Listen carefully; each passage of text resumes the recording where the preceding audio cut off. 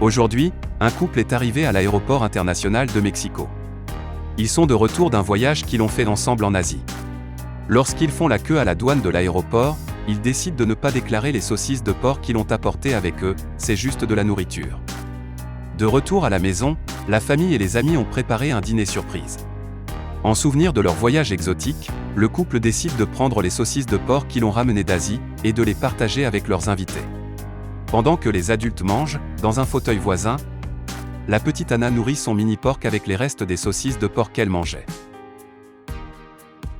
Quelques jours plus tard, Anna remarque que son mini-porc est faible, qu'il a des taches violettes sur la peau, qu'il vomit et a l'air très malade. Ses parents vont dans sa chambre pour voir ce qui se passe avec l'animal. Quand ils voient que le mini-porc souffre, ils décident de l'emmener chez le vétérinaire. Ils mettent le mini-porc dans la voiture et sur le chemin du vétérinaire, l'animal meurt. Comme il passe par une route où il n'y a pas de maison, ils décident de laisser l'animal. Ils creusent un trou peu profond et l'enterrent. Sans le savoir, lorsqu'Anna a nourri son animal avec la saucisse de porc chez ses grands-parents, elle a cédé à la peste porcine africaine, PPA. En partageant un morceau de saucisse de porc infecté par le virus, elle a permis l'entrée de la maladie dans le pays. L'asfivirus à l'origine de la maladie est transmis directement par contact avec des animaux infectés, et indirectement, par des mouches ou des tiques, et des objets contaminés tels que des chaussures, des vêtements, des véhicules, etc. La PPA n'est pas dangereuse pour l'homme mais elle est mortelle pour les porcs.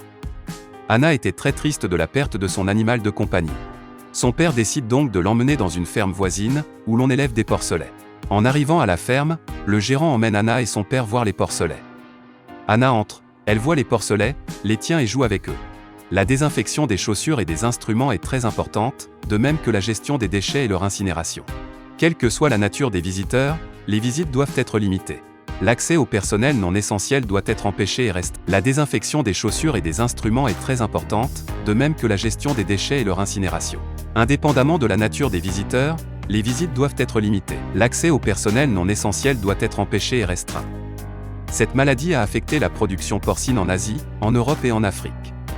Récemment, la maladie a pénétré en République dominicaine, mais avec l'aide internationale, elle est en voie d'élimination. La production mondiale de porc a connu une tendance à la hausse ces dernières années. Si la peste porcine africaine devait atteindre le territoire national, elle affecterait considérablement l'économie de l'industrie porcine et des petits producteurs de porc. Si seulement le couple avait déclaré ce qu'il avait apporté. Si seulement Anna n'avait pas nourri son mini-porc avec une saucisse de porc. Si seulement des mesures de sécurité avaient été appliquées dans la porcherie. Si seulement ils avaient signalé les symptômes du mini-porc au vétérinaire. Si seulement la suspicion de PPA avait été notifiée aux autorités. Rappelez-vous, si vous suspectez la PPA. Signalez. Informez. Utilisez l'application Avise. Évitez de faire des choses illégales. Quelle que soit l'origine de votre vol, déclarez toujours à la douane les denrées alimentaires, les aliments pour animaux ou les articles interdits. Ne pas le faire est un délit. Ne nourrissez pas les porcs avec des restes de nourriture. Délimitez votre exploitation. Mettez en place des mesures de prévention contre la PPA. Visitez www.gov.mx/Senasica. La peste porcine africaine est l'une des principales menaces pour le secteur porcin dans le monde. N'exposez pas votre exploitation ni votre économie.